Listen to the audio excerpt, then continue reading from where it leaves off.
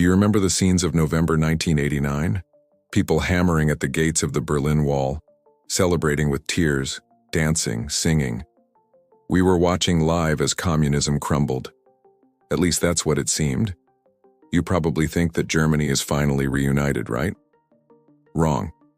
30 years after the fall of the Iron Curtain, the wound is still open. Germany is still divided. Just look at the map. For the first time since 1990, a new wall has risen, invisible, but very real. Why? In this video, I'm going to tell you about the silent battle between East and West Germany, a conflict that goes beyond economics and politics. In fact, it's a conflict that threatens to tear the entire nation apart. But I'll warn you now, this story is full of surprises. Stay with me until the end because the truth is shocking. Make sure you like this video and subscribe to our channel to help us reach 1 million subscribers. Thank you. In 1989, the fall of the Berlin Wall was seen as a peaceful revolution. But peace is an illusion. A new battle began with the collapse of communism, a fight over memories.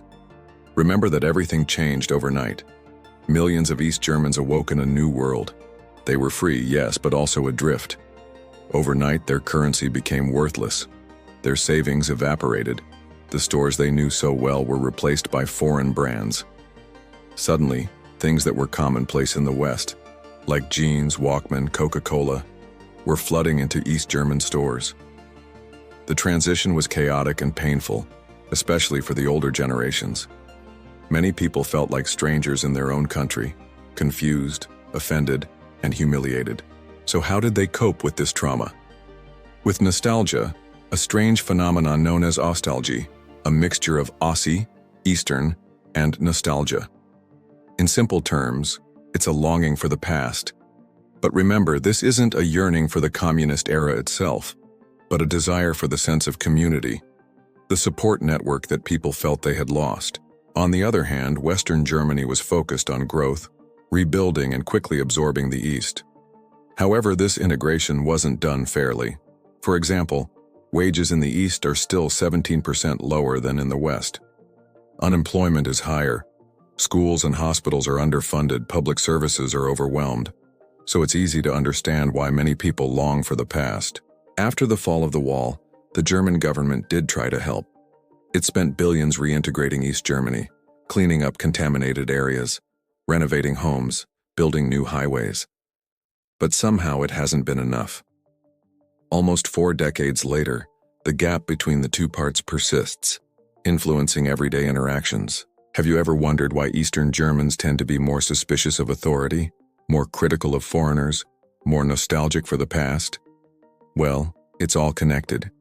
When you grow up in a place where everything changes fast, where your savings become worthless, where your identity is questioned, you learn to be cautious.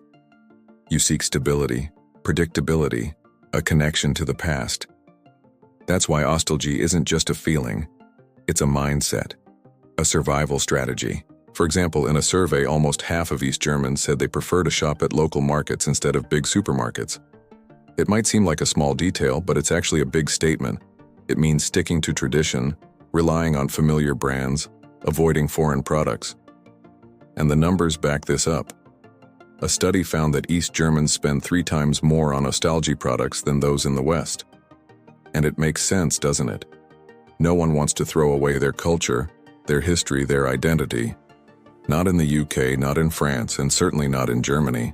But let me ask you this. Is ostalgie good or bad? Is it a positive force or a destructive one? It can be both, depending on how you use it.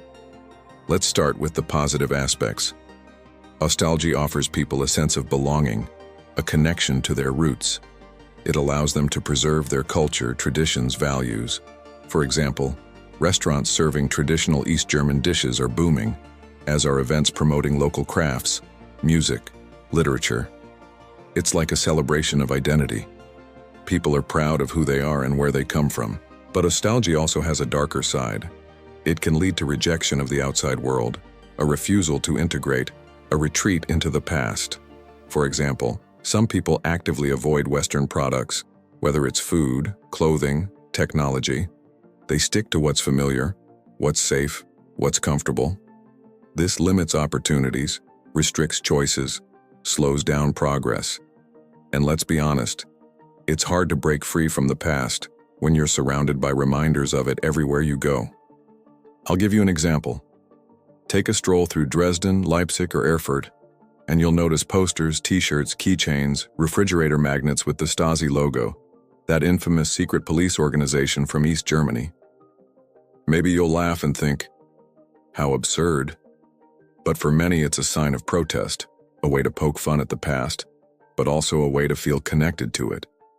It's a complex mix of irony, resentment, and rebellion. And the consequences are clear. How can Germany truly reunite when people still identify more with their region than their country? How can it move forward when many are stuck in the past? Now let's talk about something we hinted at earlier, the economic gap between East and West. It's a complicated issue with deep roots. After reunification, the West poured billions of dollars into the East, trying to level the playing field. But it hasn't been enough. Why? Well, the reasons are many and varied.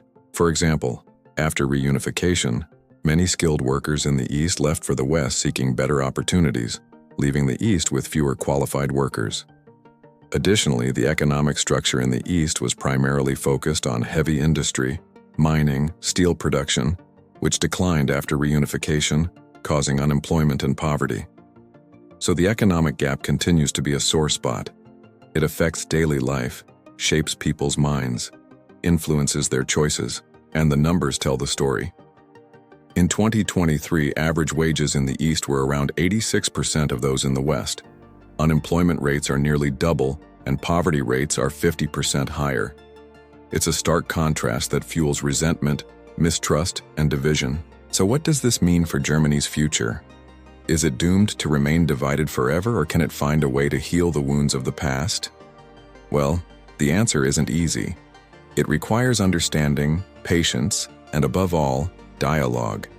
Germany must acknowledge the pain of its people, address the economic disparities, promote social mobility, and create opportunities for everyone.